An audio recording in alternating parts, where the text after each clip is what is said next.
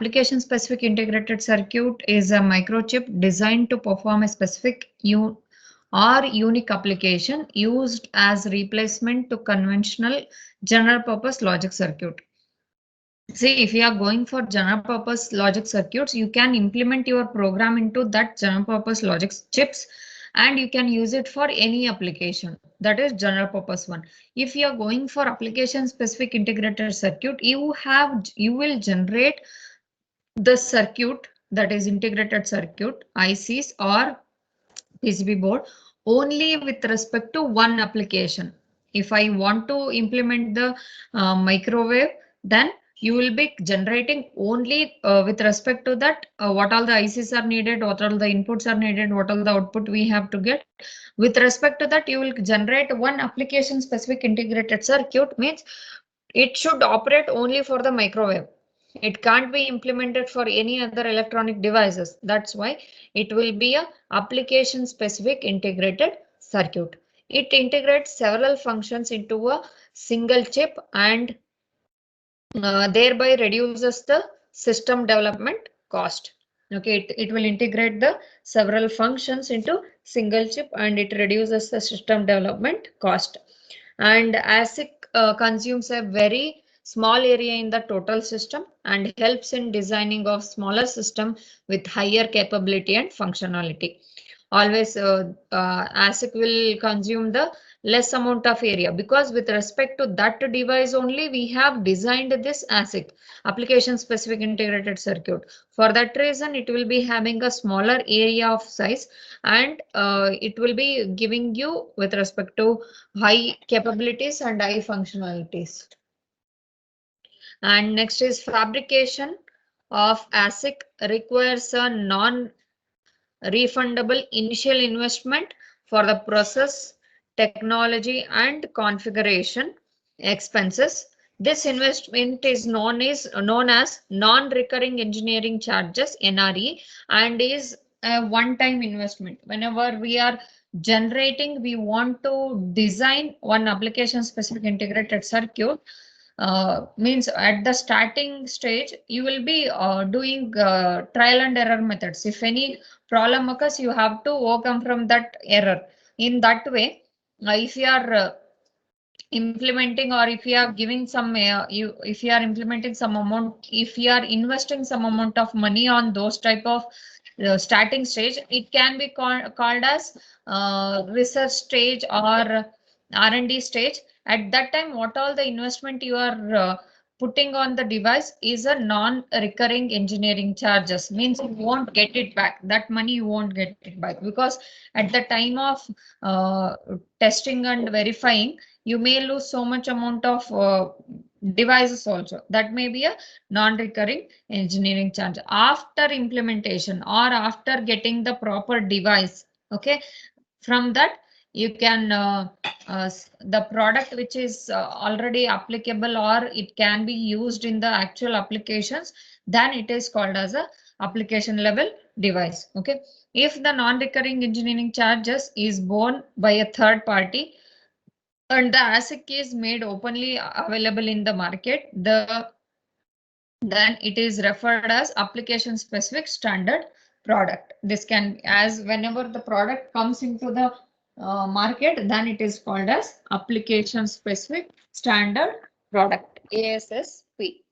And you can take an example of ADE 7760 energy meter ASIC developed by the Analog Devices for energy metering application. To find with respect to energy metering, means what I can tell you as electric current measuring meter, how much amount of power supply you have, electricity you have used for your home.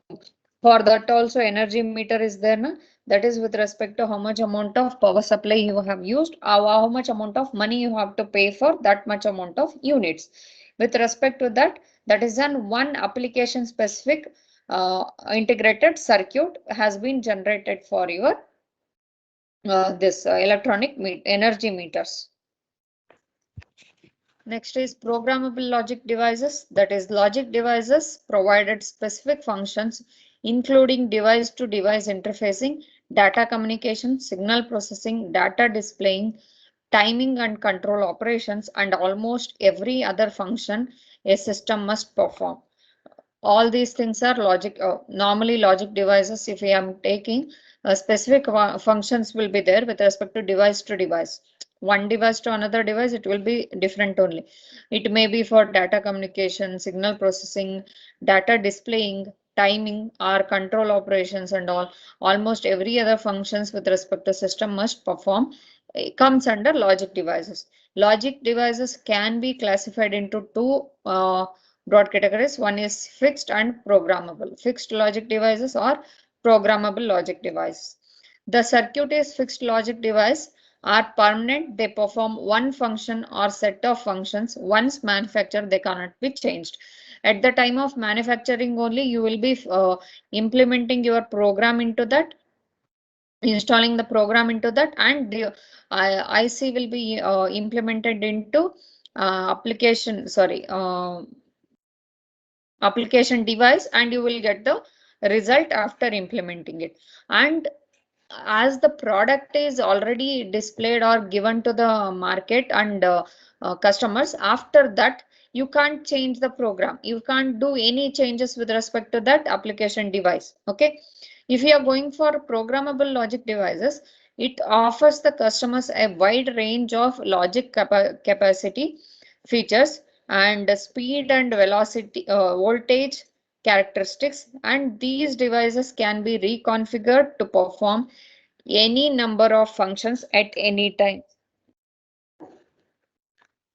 These devices can be reconfigured to perform any number of functions at any time, which means that see, whenever after implementing your logical program into a logical device, after, with respect to the speed voltage characteristics, these device can be reconfigured. You can do any changes with respect to the device, and also at any time. Designers use inexpensive software tools to quickly develop, simulate and test their designs. Okay, they will create or design the software tools with respect to simulation and testing the designs. Then a design can be quickly programmed into device and immediately tested in a live circuits only. And there is no NRE cost, and the final design is completed much faster than a custom fixed logic devices. It here you won't be having any NRE cost, because whenever you are doing the programmable logic devices, already I have explained in the digital system design subject, that programmable logic devices, how it will be there. You will be having the and or array, and you will be having the interconnection points. Wherever you want, you can connect them. Wherever you don't want, you can simply disconnect them. It will create you with respect to that, you will get the proper function with respect to that. See, if you are not getting the proper result with respect to the first design, you can change it to the next design, but you are not changing any hardwares. You are going to changing only interconnection with respect to the program. That's it. For that reason, you won't be having any NRE cost before implementing or before giving it to the market. You won't get any non-recurring cost. Okay. And another key benefit of using PLD is that during the design phase, customers can change the circuitry as often as they want until the design operates to their satisfaction. You can change how much ever circuitry you want to change, you can change it. How much ever blocks you can change, you can change it. All those things till whatever the results they want, till they reach that position, they can uh, do, sorry, 1 second. Yeah, till they get the the changes with respect to circuitry. PLDs are based on rewritable memory technology to change the design. The device is simply reprogrammable, yeah, as I told you. Once the design is final, customers can go into immediate production by simply programming as many as PLDs and they need with the final software design files. 1 second.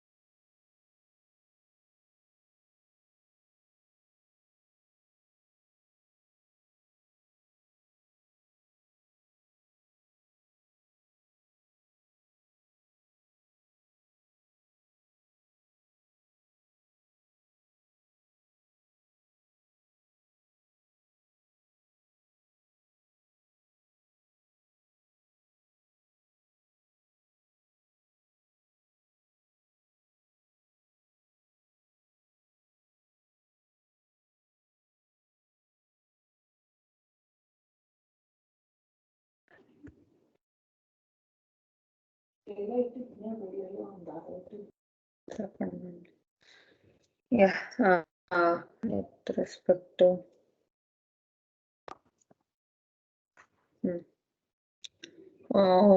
yeah, it is rewritable. Once the design is final, customer can go into immediate production by simply programming as many PLDs as they would need with the final software design file. As and when we are designing, if design file is ready, automatically they can go for the bulk production and all. The two major type of programmable logic devices are field programmable logic array, gate array, and complex programmable logic devices. CPLD and FPGAs are the main things. You can see the difference between FPGA and CPLDs. In FPGAs, the FPGA offer the highest amount of logic density, the most features and highest performance. In CPLDs offer much smaller amount of logic up to about 10,000 gates, only 10,000 gates. And here you will be having highest amount of logic density. And here the largest FPGA now shipping part of Xilinx Vertex line of devices provides 8 million system gates, the relative density of the logic. It will be providing 8 million some number of gates within one FPGA, which will be providing you highest density of the logic. Okay. And but CPLD offer very predictable timing characteristics and are therefore ideal for critical control application.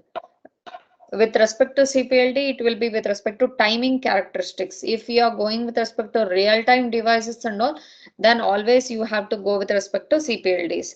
And in FPGA, these advanced devices also offer features such as built-in hardwired processors, such as IBM Power PCs, substantial amount of memory, clock management systems, and support for many of the latest very fast device to device signaling technologies.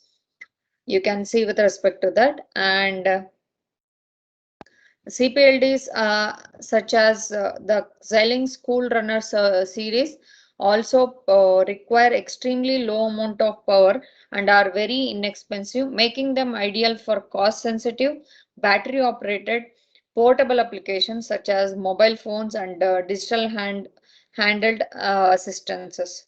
For these you can use CPLDs. In FPGA are used in wide variety of application ranging from data processing and storage to instrumentation, telecommunication, and digital signal processing. For all these applications, you can go with the field programmable gate arrays. Advantages of PLDs you can see here.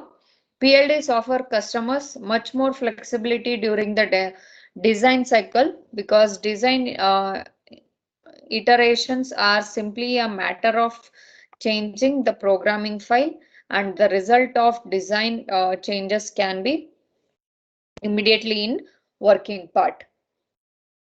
See what all the changes you want to do, you can do it within by using the PLD. So by changing your program only, you can change the whole interconnections.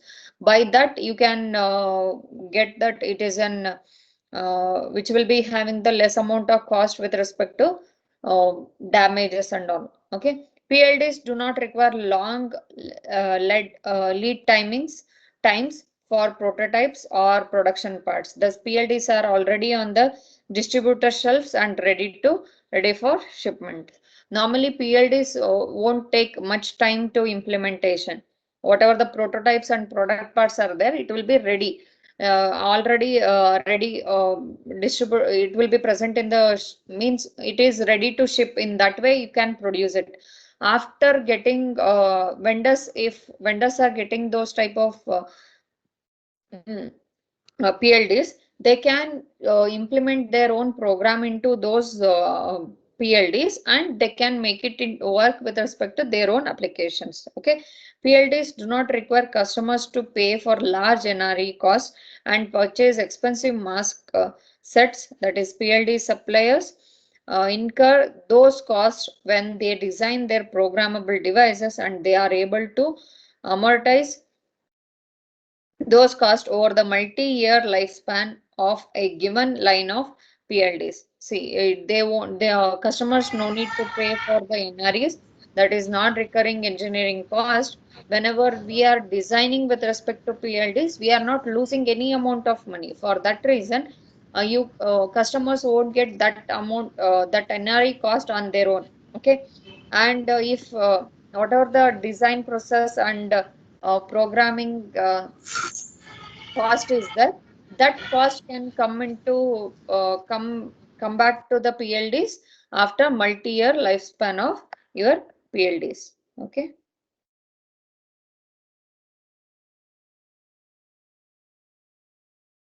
1 second.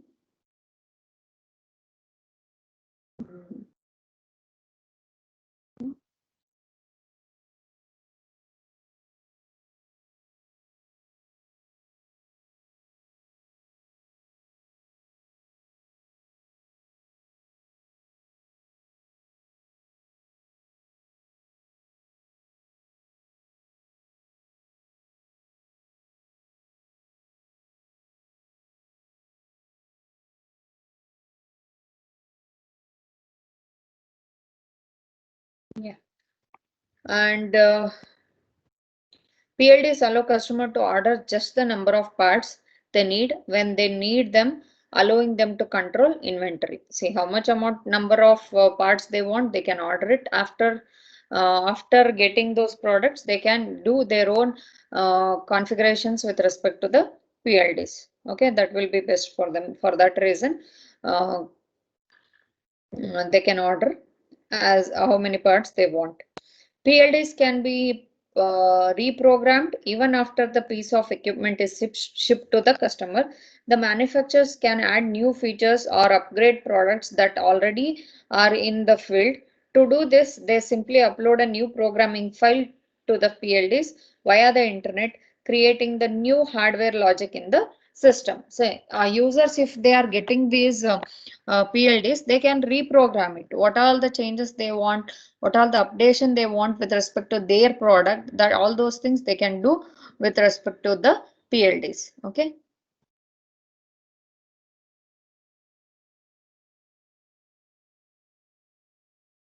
Next we have commercial off-the-shelf components, COTS. A commercial off-the-shelf product is one which is used as is, means whatever the product which is ready with respect to the chips and everything, what all the device is there, simply you are taking it and you are implementing it into your products. That is commercial off-shelf products. COTS products are designed in such a way to provide easy integration and interoperability with existing system components. Already existing system components are there.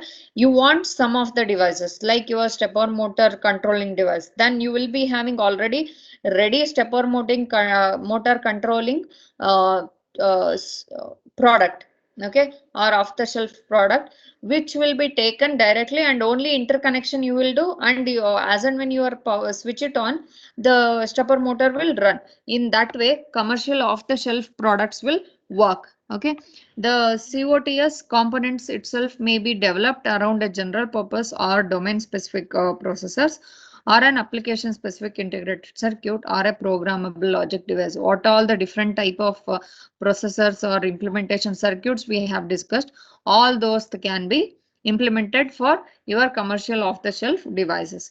Advantages are they are readily available in the market and they are cheap. Developer can cut down his development time at a great extent. See, if they want the simulator part, or if they want the PWM generator, then simply sitting and writing with respect to PWM generator new program, no need of doing that one. If you are already getting a PWM generator device or a product, simply take that and interconnect with your main product, then it will give you the actual result. That's why developer time will be reduced if you are getting this type of commercial off-shelf products. Okay, reduces the time to market. Next, typical example of COTS hardware units are remote controller toy car control units. These including the RF circuitry part, higher performance, high frequency microwave electronics, that is 2 to 200 gigahertz, high bandwidth analog to digital converters, and devices and components for operating at very high temperature, and electronic optic IR imaging arrays, and UV or IR detector, etc. These are the these are the components which are used in your remote controlled toy car control units. And the TCP/IP plugin module available for the various manufacturer like Viznet, Freescale, and Dynalog, etc. are very good example for COTS products. For here they have shown you an example of COTS product for TCP/IP plugin for Viznet. Okay, Viznet plugin module they have given, which can be simply inserted into the device, whichever the product should be connected with respect to wireless connections or wired connection, then automatically simply implementing this into the main product and connecting with respect to the TCP/IP plugin module. Okay, plugin connections. Next we have explanation related to memory. Memory is an important part of a processor controller based embedded system, and some of the processor or control maintain built-in memory, and this memory is referred as on-chip memory. Inside the chips only, if you have a memory, then it is called as a on-chip memory. Others do not contain any memory inside the chip and requires external memory to be connected with the controller or processor is stored to store the control algorithm is called off-chip memory. Off-chip memory means whatever the main device is there, main memory, main processor is there. If the memory device is not present in the main chip, then automatically you can connect the external memory device to store the information from your main chip. That is called as off-chip memory. Also, some working memory is required for holding the data temporarily during the certain operation. You can call it as program storage. Sorry, yeah. You need some extra holding memory or working memory with respect to holding the data temporarily whenever the process is running. And you can take it as program storage memory, that is ROM, random the program memory or code storage memory of an embedded system stores the program instructions. It will show you program instructions. The code memory retains its contents even after the power is switched off, it is generally known as non-volatile storage memory. Whenever we can see this type of memory, that is ROM, is a code memory. Whatever the programs you are writing or whatever the algorithms you are writing for any of the product, everything will be stored in this ROM, random read-only memory, where uh, it is called as a non-volatile memory. Why? Because if we are in between executing your main program, if power is cut off or if you are switching off the device, automatically it will store your program. It won't affect the data which is present in your memory. That's why it is called as non-volatile. It can't be get affected by the power supply. Okay, and it is classified into different types as shown here. Code memory, you can take it as PROM, masked ROM, EEPROM, EEPROM, NVROM, NVRAM, and flash. If I am going with respect to masked ROM, masked ROM is one-time programmable device. The masked ROM makes use of hardwired technology for storing data. The device is factory programmed by masking and metallization process at the time of production itself according to the data provided by the end user. That is with respect to masked ROM. And advantages: low cost for high volume production. Limitation is inability to modify the device firmware against the firmware upgrades. Since the MROM is permanent in bit storage, it is not possible to alter the bit information. That is masked ROM. With respect to, it is a one-time programmable. Whenever you want to do the changes, you want to implement your program into the ROM or code into the ROM, it is a hardware. It means once you are implementing that one, it will be masked. After implementing, it will be masked. You can't change anything with respect to that. Okay, that is with respect to masked ROM. And the limitation is it is low cost and high volume. Advantages: low cost and high volume production. Limitation is inability to modify the device firmware against the firmware upgrades. If any upgradation with respect to the software is going on, you can't do that with respect to your masked ROM devices. Okay, since the MROM is permanent even bit storage, it is not possible to alter the bit information. You can't do the alteration with respect to bit information. That is with respect to your mask